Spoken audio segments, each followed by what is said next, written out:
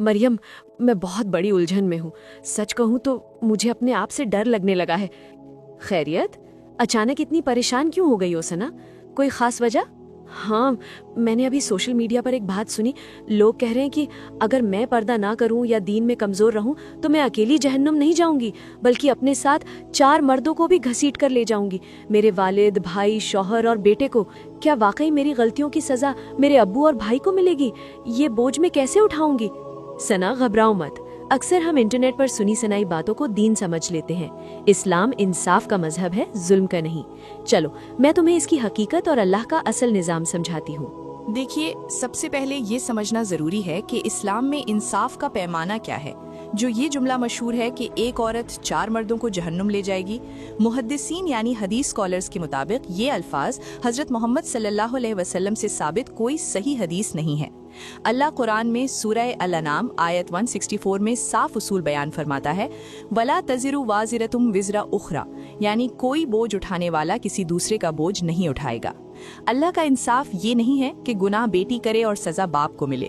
ہر روح اپنے اعمال کی خود ذمہ دار ہے۔ یاد کریں، حضرت نوح علیہ السلام اور حضرت لوط علیہ السلام کی بیویوں نے ایمان قبول نہیں کیا، لیکن ان کے گناہ کا بوجھ ان پیغمبروں پر نہیں آیا۔ ہاں، لیکن ایک بات سمجھنا بہت ضروری ہے، مردوں کی ذمہ داری نگرانی یعنی گارڈین شپ کی ہے۔ اگر ایک باپ، بھائی یا شوہر اپنے گھر کی عورتوں کو دین نہیں سکھاتا، انہیں برائی سے نہیں روکتا اور ان کی بے حیائی پر خاموش رہتا ہے، تو وہ شخص دیوس کہلاتا ہے، اور حدیث میں آتا ہے کہ دیوس جنت میں داخل نہیں ہوگا۔ تو مسئلہ یہ ہے، مردوں سے سوال ان کی کوشش اور تربیت مطلب ایفرٹ کا ہوگا، اور عورت سے سوال اس کے عمل کا ہوگا۔ اگر مردوں نے اپنی ذمہ داری پوری کی، پیار سے سمجھایا، لیکن پھر بھی عورت نہ مانے، تو مرد اللہ کی پکڑ سے آزاد ہے، وہ عورت کو جہنم میں نہیں گھسیٹ سکتی۔ اللہ اکبر! مطلب اللہ کسی کے ساتھ ناانصافی نہیں کرتا۔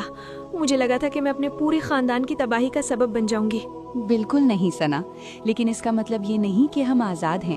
ہمیں اپنی آخرت کی فکر کرنی چاہیے، کیونکہ قبر میں ہم اکیلے ہوں گے، وہاں کوئی رشتہ نہیں، صرف اعمال کام آئیں گے۔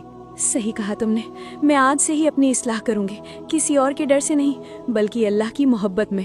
بے شک، اگر آپ کو لگتا ہے کہ یہ غلط فہمی دور ہونی چاہیے تو کامنٹ سیکشن میں سبحان اللہ ضرور لکھیں۔